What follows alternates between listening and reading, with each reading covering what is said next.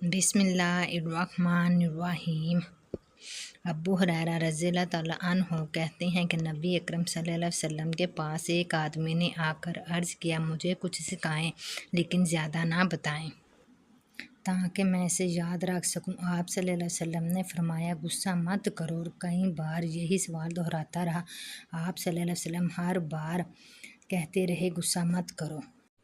वजाहत: गुस्से की सिफत से कोई इंसान हाली नहीं है, लेकिन गुस्से पर काबू पा लेना सबसे बड़ी नेकी और इंसान की सबसे कामिल आदत है।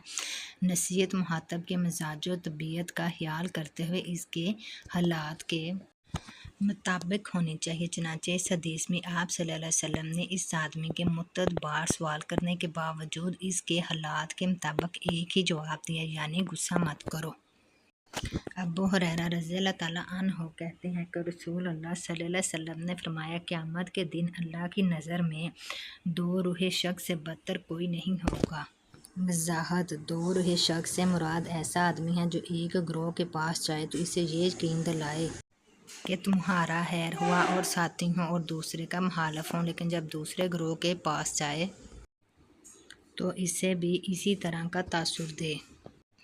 अबू सईद खदरी रज़ियल्लाहु तआला अन्हु से रवायत है कि चंद अंसारियों ने नबी अकरम सल्लल्लाहु अलैहि वसल्लम से कुछ मांगा। आप सल्लल्लाहु अलैहि वसल्लम ने इन्हें दिया। इन्होंने फिर मांगा। आप सल्लल्लाहु अलैहि वसल्लम ने फिर दिया। फिर फरमाया, जो माल भी मेरे पास होगा मैं इसको तुमसे छुपा कर हरगिज़ जमा नहीं रखूँगा, लेकिन जो इस्तगना ज़ाहिर करेगा अल्लाह ताला इसको गनी कर देगा। जो सवाल से बचेगा अल्लाह ताला इसको सवाल से महफूज रखेगा, और जो सब्र की तौफीक मांगेगा अल्लाह ताला इसे सब्र की तौफीक अता करेगा। किसी शख्स को भी सब्र से बेहतर और ज़्यादा कोई चीज़ नहीं मिली। वजाहत: यानी जो कनायत से काम लेगा और लोगों के सामने हाथ बढ़ाने और सवाल करने से बचेगा तो अल्लाह ताला इसे इत्मीनान क़ल्ब बख्शेगा और दूसरों से बेनियाज कर देगा। हज़रत अब्दुल्लाह बिन अब्बास रज़ियल्लाहु तआला अन्हा से मरवी है कि रसूल अल्लाह सल्लल्लाहु अलैहि वसल्लम ने अबू ज़र रज़ियल्लाहु तआला अन्हु से कहा, ईमान का कौन सा गोशा? मेरा गुमान है कि आप सल्लल्लाहु अलैहि वसल्लम ने फरमाया, ज़्यादा काबिल भरोसा है।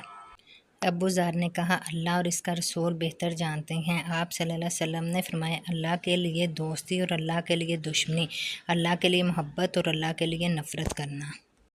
नबी सल्लल्लाहु अलैहि वसल्लम ने फरमाया, आखिरी ज़माने में अल्लाह की तकदीर को जुटलाने वालों के बारे में ये आयत नाज़िल हुई, और इन गुनाहगारों से कहा जाएगा, दोज़ख की आग लगने के मज़े चखो। बेशक हमने हर चीज़ को एक मुकर्रर अंदाज़े पर पैदा किया है।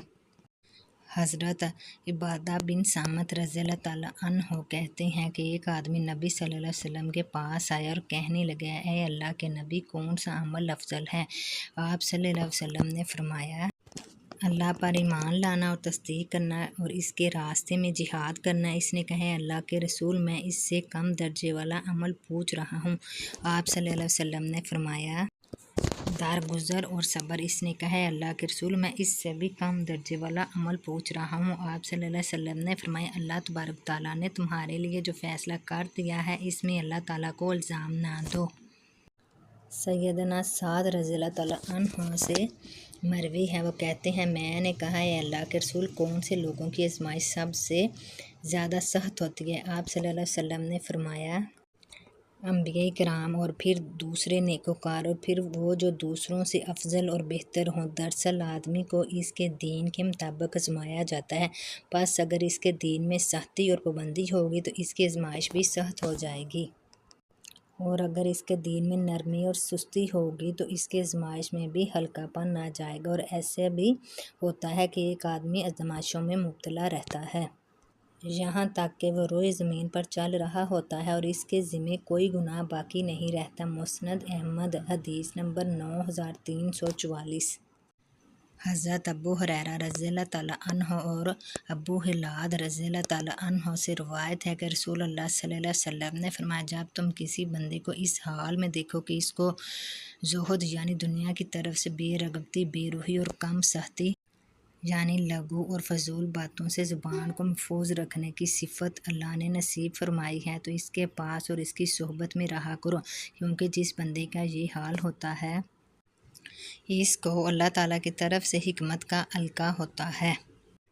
تشریح: حکمت کی القاء ہونے کا مطلب یہ ہے کہ وہ حقیقتوں کو صحیح طور پر سمجھتا ہے اور اس کی زبان سے وہی باتیں نکلتی ہیں جو صحیح اور نافع ہوتی ہیں، اس لیے اس کی صحبت کیمیائی اثر ہوتی ہے۔ قرآن مجید میں حکمت کے بارے میں فرمایا گیا ہے کہ جس کو حکمت عطا کی جائے اس کو خیر و کثیر عطا کیا گیا۔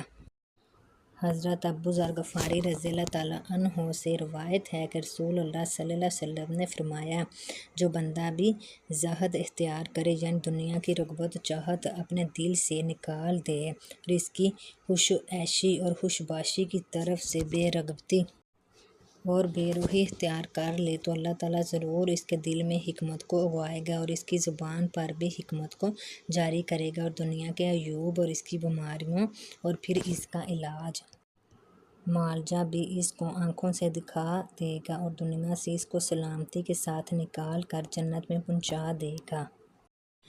حضرت ابن عباس رضی اللہ تعالیٰ عنہ کہتے ہیں کہ رسول کریم صلی اللہ علیہ وسلم نے فرمایا، جو استغفار کو اپنے اوپر لازم قرار دے لیتا ہے تو اللہ تعالیٰ اس کے لیے ہر تنگی سے نکلنے کی راہ نکال دیتا ہے اور اسے ہر رنج و غم سے نجات دیتا ہے۔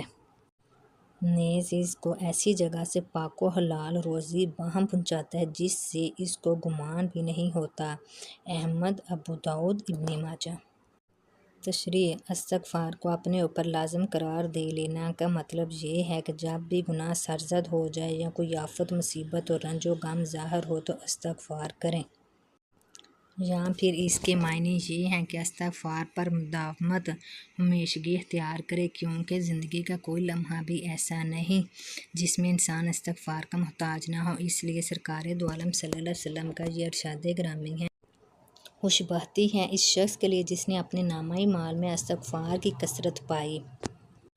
حدیث میں مذکور و بالا فضیلت کی بنیاد یہ ہے کہ جو شخص استغفار کو اپنے اوپر لازم قرار دے لیتا ہے تو اللہ تعالیٰ سے اس کے قلب کا تعلق اور اللہ تعالیٰ کی ذات پر اس کا اعتماد مستحکم ہوئی ہوتا ہے اور اس کے گناہ بخشے جاتے ہیں، جس کے نتیجے میں اس کا شمار اللہ سے ڈرنے والوں اور اللہ کی ذات پر اعتماد کرنے والوں میں ہوتا ہے، جن کے بارے میں حق تعالیٰ کا یہ ارشاد ہے، جو شخص اللہ تعالیٰ سے ڈرتا ہے اللہ تعالیٰ اس کے لیے ہر تنگی سے نکلنے کی راہ نکال دیتا ہے اور اس کو ایسی جگہ سے روزی بہم پہنچاتا ہے جہاں اس کو گمان بھی نہیں ہوتا، اور جو شخص اللہ پر اعتماد کرتا ہے اللہ اس کے لیے کافی ہو جاتا ہے۔ استغفار کی فضیلت اور اس کا فائدہ مند ہونا اس آیت سے بھی ثابت ہوتا ہے۔